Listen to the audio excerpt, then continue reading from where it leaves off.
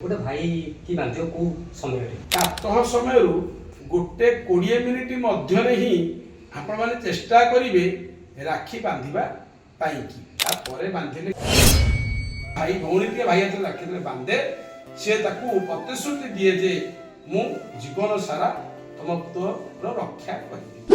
रक्षा करिया पई बंधा जाउथिबा पवित्र सूता को राखी कहा जाए।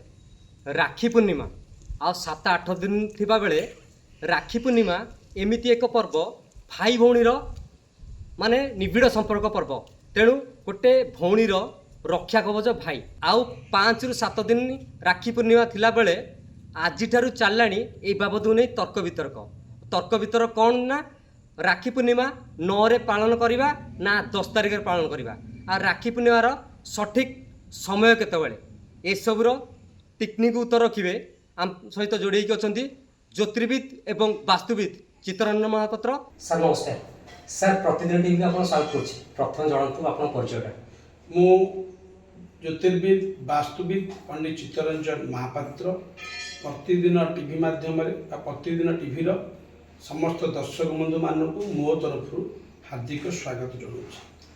आज्ञा आ किसी दिन गले रक्षाबंधन भाई भौणी अतुट संपर्क कह जाए जे रक्षा कवच गोटे भाई भौणी तो राखी पूर्णिमा को नहीं तर्क वितर्क जो चली आजीवन 9 तारिख में बंधा हम कि 10 तारिख में बंधा हम यहाँ टी कहतु के बंधा देखु तर्क वितर्कर कौन कारण ना पंजीकार माने पांजीरे जहाँ लिखिछंती ताकू आमे अनुसरण करिबा। जोटे श्री जगन्नाथ मंदिर द्वारा जो पांजी अनुमोदित होईची पांजीरे जो दिन लिखिची ताकू आपण अनुसरण करंतु। पांजी केवे भूल लिखे नाही। आमे साधारणतः जो लोक माने भ्रांत धारणा रे पड़ी सृष्टि हुए मन भीतर जहाँ फल कि आमे ये जो द्वंद्व आपण सृष्टि होची जोटे आपण कया पूर्व कहि रखुछु मदेवी लोक मान मन में द्वंद्व सृष्टि करतु। 8 तारिख शुक्रवार दिन आमे पालन करू राखी पूर्णिमा 9 तारिख दिन शनिवार दिन पालन करू राखी पूर्णिमा। जो देखिबा आमे जे श्रावण मास शुक्ल पक्ष पूर्णिमा तिथि को आमे रक्षाबंधन भाव में पालन करिबा।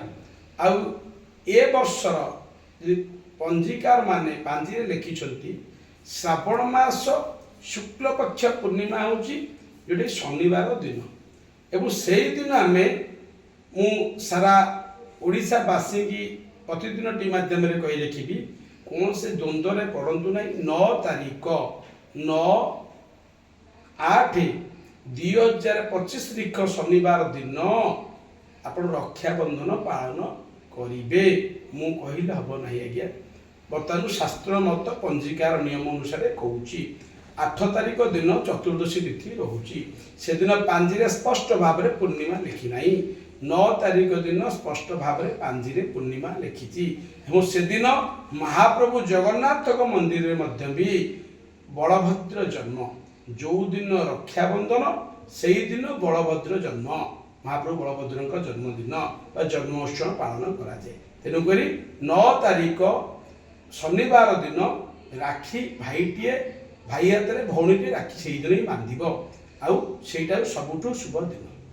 आज्ञा तार शुभ समय केतबेले गोटे भाई की बांधियो को समय देखो शुभ समय कहले आमे सकाळू प्रातः समय गोटे 20 मिनिट मध्य ही आपण माने चेष्टा करिवे राखी बांधिबा पाई की तापर बांधिले कि असुविधा नाही। यदि अत्यधिक शुभ समय आमे कहिबा बा आम पांजीकार नियम अनुसार प्रातः ठारू दिन गोटे मध्य प्रत्येक भौणी माने ताका भाई हाथ रे राखी बांधी पारिबे एटा सबुठु शुभ समय। आज्ञा विशेष करी तो प्रथा अनुଯାयी 12 मास 13 पर्व ओडिशा रे तो राखी पूर्णिमा गोटे बड़ पर्व सारा ओडिशा न सारा भारत एटा को पाले तो कहीं गोटे भाई हाथ रे ए प्रथाटा रही जो राखी बांधे कौन पाए। देखंतु यार पौराणिक मत बहुत किछि रही आमे अल्प किछि संक्षेप यदि कहिबा जेतबळे असुर माने बा असुर देवतांक मध्य रे युद्ध चलीथिला सही समय एटा भविष्य पुराण लिखाई शास्त्रानुमत युद्ध चलीथिला सही समय देवता माने चिंतार थिले एवं सही समय रे पण जानिथिबे ଇନ୍ଦ୍ରଙ୍କର ପତ୍ନୀ ଇନ୍ଦ୍ରଙ୍କୁ ପରାମର୍ଶ ଦେଇଥିଲେ ଯେ ମୁଁ ଏକ ସୂତାଟିଏ ଦଉଛି ରକ୍ଷା ସୂତ୍ରଟି, ଆପଣ ଗୁରୁ ବୃହସ୍ପତିଙ୍କର ସ୍ୱସ୍ତି ବଚନ ଦ୍ୱାରା ହାତରେ ବାନ୍ଧି ନେବେ ଏବଂ ଆପଣ ଯୁଦ୍ଧକ୍ଷେତ୍ରକୁ ଯିବେ। ଏବଂ ସେଦିନ ଶ୍ରାବଣ ପୂର୍ଣ୍ଣିମା ଥିଲା, ଶ୍ରାବଣ ମାସ ଶୁକ୍ଳପକ୍ଷ ପୂର୍ଣ୍ଣିମା ତିଥି ଥିଲା, ଯାହା ଫଳରେ କି ବା ଶ୍ରାବଣ ପୂର୍ଣ୍ଣିମା ଆମେ କହିବା।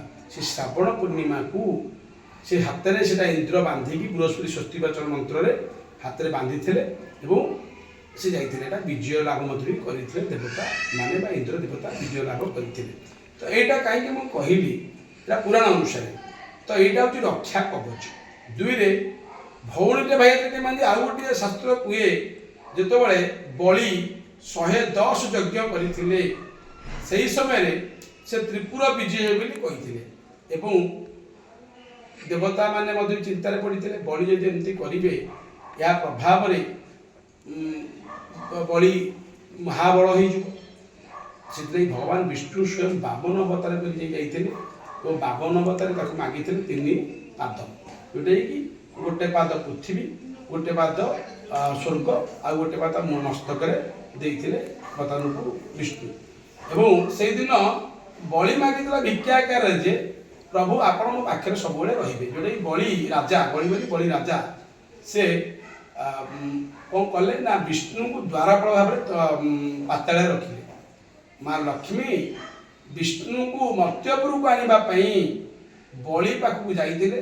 ଶ୍ରାବଣ ପୂର୍ଣ୍ଣିମା ଦିନ ଚିନ୍ତାରେ ପଡ଼ିକି ମହାଲକ୍ଷ୍ମୀ ବଳି ହାତରେ ଗୋଟେ ସୂତାଟିଏ ବାନ୍ଧି ବର୍ତ୍ତମାନକୁ ତାକୁ ଉପହାର ସ୍ୱରୂପ ବଳି ଭଗବାନ ବିଷ୍ଣୁଙ୍କୁ ଦେଇ ଦେଇଥିଲା। এটা ଶାସ୍ତ୍ରାନୁମତ। ସେଇ ଦିନଟା ଶ୍ରାବଣ ପୂର୍ଣ୍ଣିମା ଥିଲା। ତେଣୁ ଶାସ୍ତ୍ର କୁହେ ଶ୍ରାବଣ ମାସ ପୂର୍ଣ୍ଣିମା ତିଥିରେ ଯଦି ଭାଇଟିଏ ଭଉଣୀଟିଏ ଭାଇ ହାତରେ ରାକ୍ଷୀ ବାନ୍ଧେ, ତାର ରକ୍ଷା କବଚ ରୂପରେ ଭଉଣୀ ପାଖରେ ଭାଇ ସଦା ଠିଆ ହୁଏ। ସେମିତି ଗୁରୁଟିଏ ମଧ୍ୟ ଯଦି କୌଣସି ଗୁରୁ ବ୍ରାହ୍ମଣ ଗୋଟେ ବ୍ୟକ୍ତି ହାତରେ ଯଦି ସୂତାଟିଏ ବାନ୍ଧନ୍ତି ତାର ରକ୍ଷା କରେ ସେ ସୂତାଟି ସ୍ୱସ୍ତି ବଚନ ମନ୍ତ୍ରରେ। ତେଣୁକରି ଇଏ ରାକ୍ଷୀ ନୁହେଁ, ଗୋଟେ ରକ୍ଷା ସୂତ୍ର, ରକ୍ଷା କବଚ। ଭାଇ ଭଉଣୀଟିଏ ଭାଇ ହାତରେ ରାକ୍ଷୀ ବାନ୍ଧେ, ସେ ତାକୁ ପ୍ରତିଶ୍ରୁତି ଦିଏ ଯେ ମୁଁ ଜୀବନ ସାରା ତୋର ରକ୍ଷା କରିବି। ଇଏ ବି ଶାସ୍ତ୍ରାନୁମତ। ଦର୍ଶକ ବନ୍ଧୁ, ଆମ କାର୍ଯ୍ୟକ୍ରମ କେମିତି ଲାଗିଲା ମତାମତ ଜଣାଇବେ। ରହୁଛି, ନମସ୍କାର। ବେକ, ପିଠି, ଅଣ୍ଟା, ଆଣ୍ଠୁ ଆଦି ସମସ୍ତ ଦରଜର ଏକମାତ୍ର ତୈଳ Shri Sanjivani pain relief oil. Shri Sanjivani ଲଗେଇଲେ ଜମା बिंदीवनी। Shri Sanjivani pain relief oil हर दर्द को समझे, रखे सबका ख्याल।